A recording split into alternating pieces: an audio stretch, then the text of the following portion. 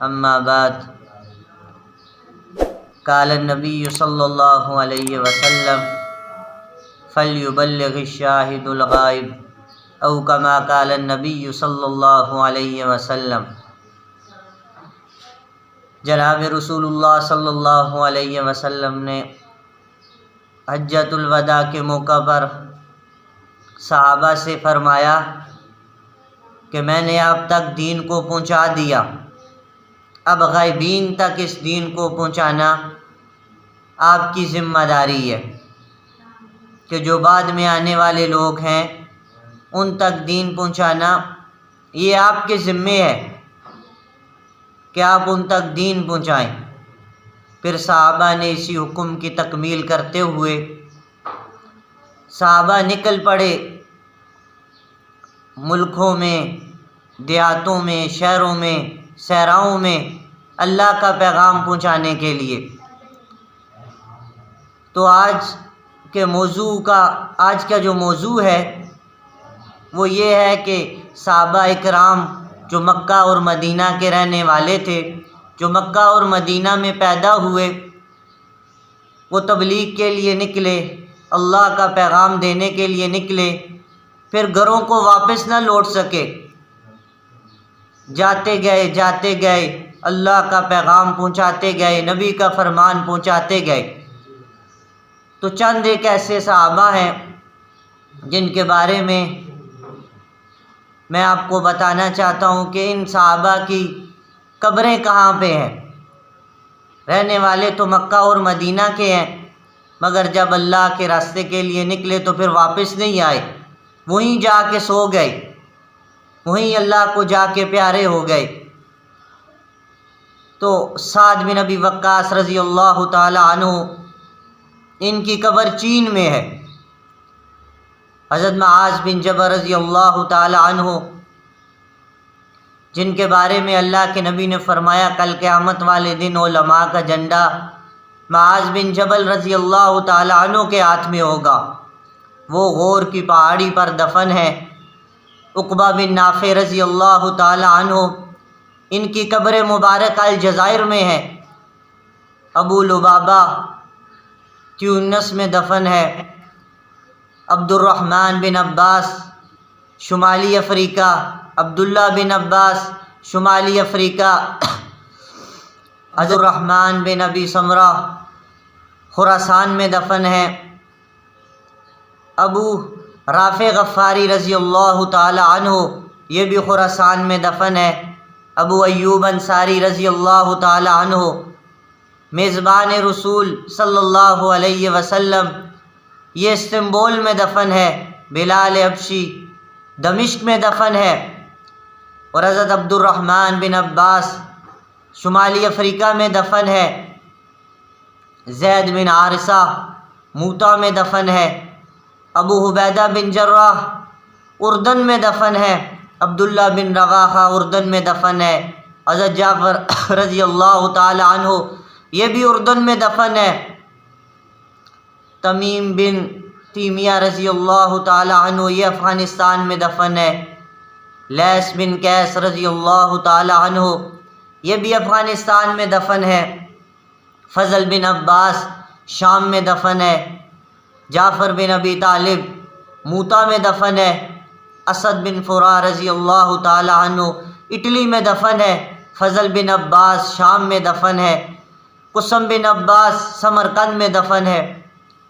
حضرت عباس رضی اللہ تعالی عنہ کے 10 بیٹے، ان کے 10 بیٹوں کی قبریں 10 ملکوں میں ہیں۔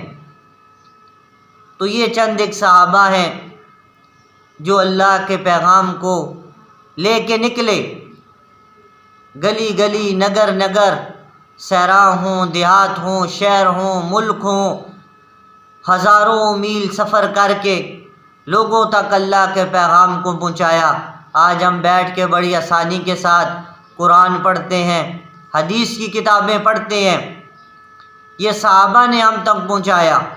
صحابہ جب کفر کے ساتھ لڑنے کا موقع آیا تو صحابہ آگے آگے تھے، جب جان دینے کا موقع آیا تو صحابہ آگے آگے تھے، جب مال دینے کا موقع آیا تو صحابہ نے مال جان وقت سب کچھ لگا دیا، گھر میں ایک سوئی تک نہیں چھوڑی،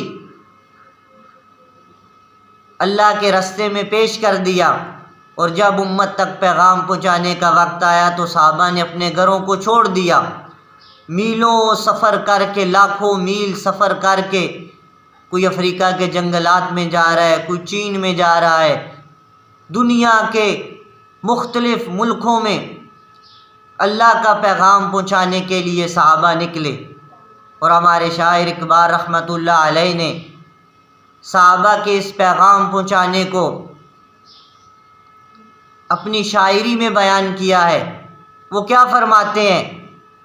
فرماتے ہیں دی اذانیں کبھی یورپ کے کلیساؤں میں، کبھی افریقہ کے تپتے ہوئے صحراؤں میں، دشت و دشت ہے صحرا بھی نہ چھوڑے ہم نے، بحر ظلمات میں دوڑا دیے گھوڑے ہم نے، شان آنکھوں میں نہ جچتی تھی جہانداروں کی، کلمہ پڑھتے تھے ہم چھاؤں میں تلواروں کی، تجھ سے کوئی سرکش ہوا تو بگڑ جاتے تھے، تیغ کیا چیز ہے ہم توپ سے لڑ جاتے تھے، نقش توحید کا ہر دل میں بسایا ہم نے، زیر خنجر بھی یہ پیغام سنایا ہم نے۔